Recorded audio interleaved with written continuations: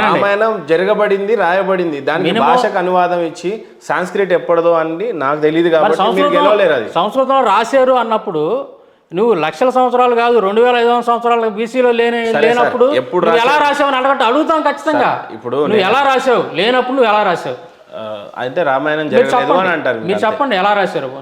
నేను అదే అన్నాను. 2500 సంవత్సరాల క్రితం బీసీలో నీకు సంస్కృతం అనేది ఇండియాలో లేనప్పుడు నువ్వు త్రేతాయుగం అని లక్షల సంవత్సరాలు అంటావు. అప్పుడు నువ్వు ఎలా రాసావు, ఎక్కడి నుంచి తెచ్చావు, అది ఏ లిపిలో రాసావు? సరే, దేవనాగరి లిపి ఎప్పుడు వచ్చింది చెప్పండి. మీకు కావాల్సింది కాలం. దేవనాగరి లిపి ఎప్పుడు వచ్చింది చెప్పండి. దేవనాగరి అదే సార్ మీరు అన్నట్టే, మీరు చెప్పండి ఎప్పుడు వచ్చింది దేవనాగరి అంటే. నాకు తెలిసి స్పష్టంగా ఒక ఇయర్ డేట్ ఉందా దానికి?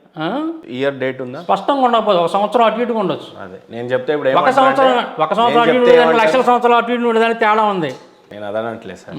సరే, ఇప్పుడు మన డిబేట్ అదే అయితే ఇంకా ముందుకు అదే కాదు. ఓకే, ఇది ఇంక్లూడింగ్, దాంట్లో ఇంక్లూడింగ్. సరే, ఎందుకంటే మీరు అన్నారు మీరే అడిగారు రామాయణం ఎప్పుడు రాశారన్నప్పుడు నేను సివిలైజేషన్ సింధు నాగరికత